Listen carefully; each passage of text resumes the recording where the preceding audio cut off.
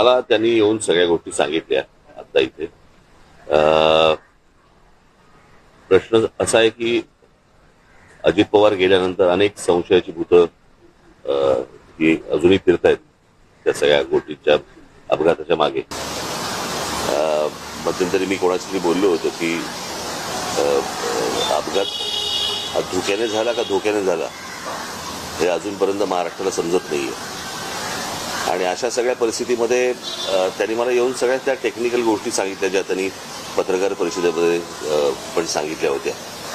मला त्या सगळ्या त्यांच्या बोलण्यातनं मला फक्त एकच गोष्ट जाणवली आणि ती म्हणजे त्यांनी 3 ठिकाणी FIR करण्याचा प्रयत्न केला आणि 3 ठिकाणी FIR करण्याचा प्रयत्न केल्यानंतर 3ही ठिकाणी सरकारकडनं FIR घेतले गेले नाहीत. म्हणजे त्या पोलीस स्टेशनला सांगितलं गेलं की ते FIR घ्यायची नाही. मला इथेच जास्ती मला संशयाची सुई ज्याला आपण म्हणतो की बाबा इथे सरकारला असं का वाटतंय किंवा पोलीस स्टेशनला का घेऊ देत नाही. म्हणजे ज्यावेळेला ते मरीन ड्राईव्हवरती गेले त्या पोलीस स्टेशनला गेल्यानंतर तिथे तिथले जे कोणी अधिकारी होते ते त्यांचा FIR लिहून घेत होते, टाईप करत होते आणि टाईप करत असताना इतक्या DCP आले तिथले आणि त्यांनी सांगितलं की नाही FIR लिहून नाही घ्यायचं म्हणून. तर हे कशासाठी आहे मला असं वाटतं याची उत्तरं जर समजा काही नसेल तो निव्वळ अपघात असेल, जर तो घातपात नसेल, पण जर समजा त्यांच्या घरच्यांनाच कोणाला तरी जर समजा त्याबद्दल जर समजा काही संशय असेल किंवा चौकशी नीट व्हावी यासाठीचा तो समजा FIR त्यांनी जर त्यांना करायचा असेल तर त्याला अडथळे सरकारकडनं का आणले जात आहेत. आज सुनेत्राबाई तिकडे बसलेले आहेत, उपमुख्यमंत्री म्हणून बसलेले आहेत. मला असं वाटतं त्यांनी पण या गोष्टींचा विचार केला पाहिजे कारण त्यांचेच ते पती होते आणि त्यांच्याच पतीच्या अपघाताबद्दलचा हा FIR आहे आणि सरकारकडनं असा दबाव येतो की तुम्ही FIR घेऊ नका. मला यातलं काही राजकारण मला काही माहिती नाही की नक्की काय चालू आहे ते, पण FIR करताना ज्या वेळेला अडथळे आणले जातात म्हणजे ज्या राज्यामध्ये सांगितलं गेलं की तुम्ही कोणीही FIR नोंदवू शकता आणि नोंदवू शकता म्हटल्यानंतर जर समजा FIR नोंदवायला गेलेल्या माणसाला जर तुम्ही अडथळे आणत असाल तर काही काळबेरं आहे का याच्या मागे असा संशय निर्माण होतोच ना. आणि मला असं वाटतं हे सरकारच संशय निर्माण करते. जर समजा त्यांना काही त्यांचं म्हणणं मांडायचं असेल, त्यांना जर FIR नोंदवायचं असेल आणि चौकशी त्या पद्धतीने व्हावी अशी जर त्यांची अपेक्षा असेल तर यात गैर काय. आणि म्हणून मला असं वाटतं की ह्या गोष्टीकडे जास्ती गांभीर्याने पाहिलं पाहिजे आणि मला असं वाटतं सरकारने या गोष्टींची उत्तरं त्यांना दिली पाहिजे. सोबतच CBI आणि CIDची चौकशी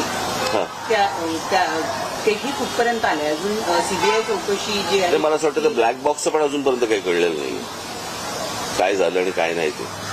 म्हणजे किती विमान कितीही डिस्ट्रॉय झालं तरी ब्लॅक बॉक्स हा कधी डिस्ट्रॉय होत नसतो. त्याचंही काय झालं अजूनपर्यंत समजत नाहीये आणि नक्की सरकार मला असं वाटतं की हे संशयाची भूतं नाचवते या सगळ्या गोष्टींच्या मागे. आता याचं काय त्यांना त्याच्यातलं काय राजकारण आहे मला काही माहिती नाही. माझा सोपा फक्त एकच गोष्ट होती की FIR नोंदवून का नाही घेतला जात आणि तो नोंदवून नये याच्यासाठी सरकार का प्रयत्न करतं याची फक्त उत्तर सरकारने द्यावी. रोहित पवार वारंवार असं म्हणतात की ही जी तक्रार आहे त्यांना ती DGCA आणि त्याचबरोबर माझं तेच म्हणणं आहे तो टेक्निकल पार्ट सोडून द्या तुम्ही. एकदा FIR नोंदवला गेल्यानंतर त्याच्यामध्ये ज्या प्रकारच्या गोष्टी ते सांगितल्या जातील त्याप्रमाणे चौकशी व्हावी. सोपं आहे. अहवाल सुद्धा प्रतीक्षेत आहे कारण 1 महिन्याच्या आत आम्ही अहवाल देऊ असं सांगितलं गेलं होतं अपघातानंतर. त्या सगळ्या गोष्टी बाजूला सोडा सरकारच्या. FIR नोंदवून का नाही घेतला जात आहे एवढ्या गोष्टींचं फक्त उत्तर सरकारने द्यावं. 3 ठिकाणी प्रयत्न करून पण जर समजा नोंदवून घेतले जात नसतील आणि पोलीस स्टेशनवरती जर समजा तुम्ही दबाव टाकत असाल की नोंदवून घ्यायचा नाही म्हणून तर हे कशासाठी आहे ते कळलं पाहिजे. मला असं वाटतं महाराष्ट्राला कळलं पाहिजे. रोहित पवार आमदार आहेत आणि अजित पवारांच्या मृत्यू प्रकरणात ते FIR नोंदवू पाहत आहेत. त्यांचा FIR जर नोंदवला जात नसेल तर सर्वसामान्य माणसाचं काय करायचं. आणि हा कुठच्याही राजकारणाच्या पलीकडचा विषय आहे. मला असं वाटतं की आपल्यातली एक व्यक्ती गेलेली आहे आणि इतका दुर्दैवी अपघात हा कोणाचाच अपघात होऊ नये, इतका दुर्दैवी तर होऊच नये. आणि अशा सगळ्या परिस्थितीमध्ये जर समजा काही गोष्टी जर त्रुटी असतील त्या त्रुटी जर समजा FIR मध्ये मांडायच्या असतील तो मांडला दिला जात नाही. मला असं वाटतं की हे काहीतरी आपण कुठेतरी भलत्या लेवलला महाराष्ट्र आपण घेऊन चाललेलो आहे एवढंच फक्त यातनं दिसतं, अजून काही दिसत नाही. एफआयआर दाखल करून घेत नाहीये तर ह्या जे अधिकारी दाखल करून घेत नाही तर ह्या अधिकाऱ्यांवर देखील कारवाई होणं अपेक्षित आहे. पण अधिकाऱ्यांना जर समजा सरकारच सांगत असेल की करून घ्यायचं नाही तर तुम्ही अधिकाऱ्यांना काय दोष देणार? सरकारवर दबाव. नाही, आता मला असं वाटतं की त्यांनी हा प्रश्न विधानसभा अधिवेशन सुरू आहे, अधिवेशनामध्ये ही गोष्ट मांडावी. उद्या लोकसभेचं अधिवेशन सुरू होईल त्यावेळेला मला असं वाटतं राष्ट्रवादीच्या खासदारांनी ते प्रश्न तिकडे उपस्थित करावेत. मला एवढंच फक्त परत सरते शेवटी म्हणायचं, सरकारी दबावामुळे एफआयआर जर नोंदवला जात नसेल तेही अजित पवारांसारख्या व्यक्तीसाठी, तर याच्यात काय नेमकं काळबेरं आहे ते मला असं वाटतं सरकारला सांगावं तर लागेलच निश्चित. 1 महिना होत आला प्राथमिक अहवाल सुद्धा सादर झाला. अजून सादर झालं नाही.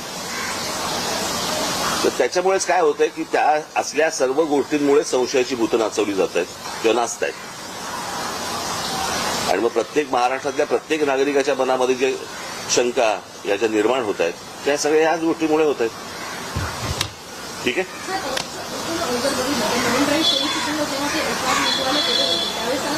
बारामतीमध्ये ही गोष्ट घडलेली आहे आणि ज्या ठिकाणी ज्या हद्दीमध्ये खरं तर ही गोष्ट घडते तिकडे एफआयआर नोंदवला जातो.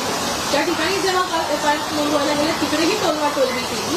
मी तेच बोलतोय ना, मला असं वाटतं 3 ठिकाणी त्यांनी केलं प्रयत्न, 3 ठिकाणी प्रयत्न केला आणि 3 ठिकाणी जर समजा नकार दिला जात असेल तर मला असं वाटतं की त्या काय शासकीय ती जी काही यंत्रणा आहे त्या यंत्रणेवरती दबाव आहे.